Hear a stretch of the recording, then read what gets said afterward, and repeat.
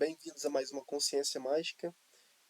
E hoje eu vou fazer um vídeo, talvez uma série, falando sobre magia, mas não sobre o seu funcionamento, como fazer na prática. Vai lá, para a gente fazer magia, inicialmente, como eu já expliquei anteriormente, é necessário uma fonte de magia. Para você entender essas fontes de magia, você precisa primeiro entender da onde que será vindo essa fonte. Existem três tipos de usuários de magia que já existiram nesse planeta. Entre eles estão magos, feiticeiros e bruxos. E qual é a diferença? Primeiramente, a gente vai falar dos feiticeiros. O que é um feiticeiro? Um feiticeiro é um ser que ele tem magia de forma natural. Ou seja, é um celestial que ele nasceu naturalmente com a predisposição a fazer magia e com essa carga de poder fazer. É uma criatura, ou seja, um dragão. Mas assim, dragão ele não seria um feiticeiro porque ele não consegue manipular humana de forma consciente, ele usa de forma inconsciente. Já o feiticeiro, ele tem esse poder de forma natural e ele usa de forma consciente. Vamos lá. E tem também os segundos, que são os bruxos. O que é um bruxo? Um bruxo, ele faz um pacto com uma criatura e ele extrai o poder dela. Mas essa criatura está viva. E a gente normalmente, o que mais aconteceu dos bruxos é eles extraírem o poder de demônios, porque para você extrair o poder de uma criatura viva, normalmente ela precisa se viver de forma voluntária, que você faz um contrato oferecendo algo em troca, ou você prende essa criatura e rouba o poder dela. Então, assim, normalmente esses bruxos eles são associados a uma figura mais malvada, se é que pode se dizer assim, porque ou ele está fazendo um pacto com uma criatura para poder pegar parte do poder dela, ou ele está extorquindo o poder dessa criatura. E como terceiro existem os magos. Os magos eles não têm poder de forma natural, eles têm um poder que vem normalmente de objetos.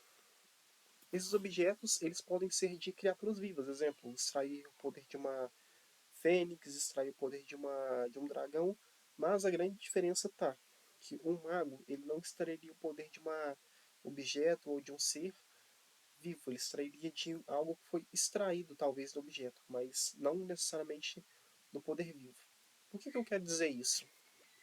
Um bruxo, quando ele está recebendo poder, o poder está vinculado ao criador, ou seja, a alma, é, a alma do bruxo e da criatura estão vinculadas e constantemente está acontecendo uma troca.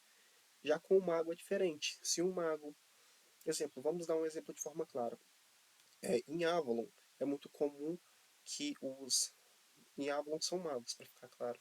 Os magos eles extraem poder de maçãs. Eles comem essas maçãs e esse fluxo de mana começa a crescer dentro dele. Não é um fluxo de mana muito forte, isso é um dos problemas de ser mago. Normalmente o mago ele tende a ser aquele que tem menos poder. Só que é o seguinte, pelo fato dele ser aquele que tem menos poder, normalmente é aquele que explora mais o estudo sobre dentro do seu poder. O mago ele não vai conseguir fazer nada de muito impressionante, então ele precisa ser cirúrgico com o poder que ele usa.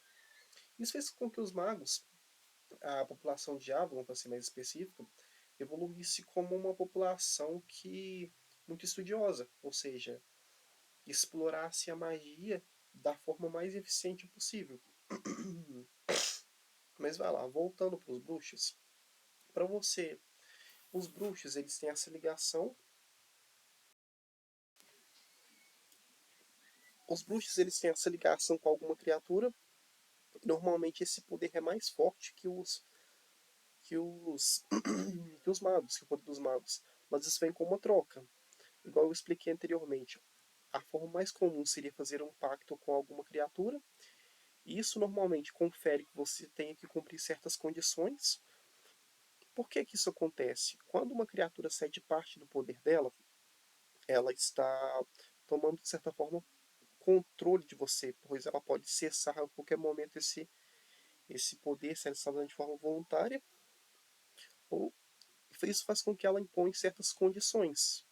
Então, o poder não é gratuito, é um poder que não é seu, então você tem que cumprir certos requisitos. E esses requisitos nem sempre são muito legais. Também tem algo que é importante, que normalmente essas criaturas não são criaturas fracas, pois se o mana dela não fosse suficiente para ela, se o mana dela fosse apenas suficiente para ela própria, não teria como ela dividir. Então essas criaturas normalmente são criaturas poderosas. Um grande exemplo disso seria o Samael. O Samael, ao longo da história, ele teve práticas certamente não foram muito legais. Ele ofereceu poderes ao humano, em troca pediu a sua alma. Isso eu creio que tem algum fundo de verdade, apesar de eu ter certeza que as lendas foram aumentadas. E... Mas vai lá, então por que você não pode ser um feiticeiro? Um feiticeiro ele tem o melhor dos mundos, ele tem poder e esse poder é dele. Normalmente até o poder dos feiticeiros tende muitas vezes até a ser maior, como eu falei, deuses. A dificuldade em você ser um feiticeiro é que você precisa nascer feiticeiro. É como se fosse em Harry Potter. Você não nasce. Harry Potter eles usam bruxo em português, mas no original que é wizard, que se traduz mais a feiticeiro, é porque essa magia vem de forma natural. Se você vê Harry Potter, por exemplo, a maior parte dos poderes eles estão só controlando. Isso tem um pouquinho de fundo de verdade do mundo moderno. Alguns seres, de algumas formas, você pode se transformar em um feiticeiro. Inclusive, eu diria que, vamos dizer, o Samael, na História Cosmogonia Esquecida, que eu escrevi, ele mesmo seria um bruxo, de certa forma, pode-se dizer assim, onde ele passa por um ritual, onde ele toma o poder do dragão, tal como um bruxo, mas esse poder se torna dele.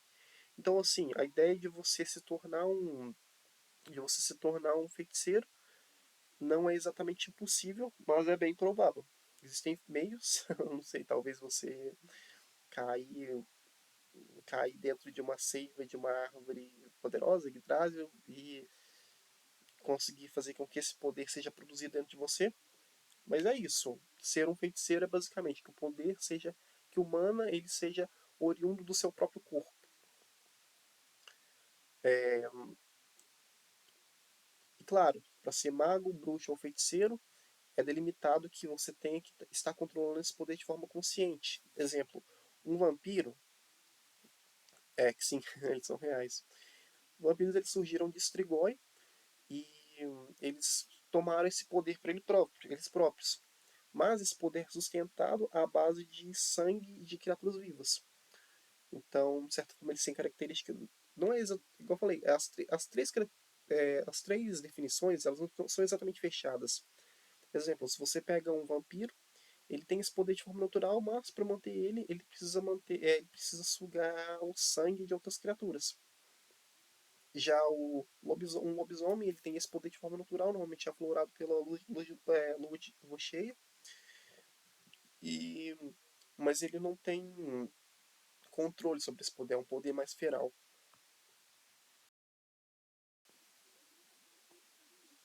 Tá bom, então. Se vocês me perguntarem o que eu recomendo para vocês conseguirem uma fonte de mana, certamente a mais fácil seria se tornar um bruxo, se vincular a alguma criatura mágica, ou demônio, monstro, talvez até algum deus, e formar um pacto com ele, e ele vai te oferecer esse poder. A segunda possível seria você se tornar um mago, mas o processo de você se tornar um mago você precisa de objetos. Vai lá, a forma mais fácil seria as maçãs de Avalon, mas assim, hoje em dia é praticamente impossível você conseguir essas maçãs fora de Avalon. Então seria possível que você conseguisse alguns objetos que carregam certa magia. Muitos objetos antigos conseguem ter certas capacidades de outros mundos. Então seria possível você extrair esse poder, mas o processo de extração não é fácil, é bem complicado. Você precisa extrair esse poder e fazer com que ele venha para dentro de si. Você, como uma pessoa sem nenhuma predisposição para magia, talvez isso seja bem difícil. Tá, e também existe a possibilidade de que você tenha algum ancestral, como seja algum celestial, mesmo que bem longe da sua árvore genealógica, e você, através desses estudos como mago, você consiga aflorar essas capacidades distintas, como se você estivesse ativando um gene adormecido. Então, é basicamente isso. Você tem essas opções. Você pode ter sorte, talvez, se você tiver um ancestral com sorte, talvez conseguir levantar esses poderes com alguma alguma capacidade latente, você pode fazer um pacto, ou você pode conseguir certos objetos e extrair o poder deles. Bem, creio que. Eu creio que seja isso. No próximo vídeo eu vou tentar falar um pouco sobre como usar o poder, então te aguardo. Tchau, até mais.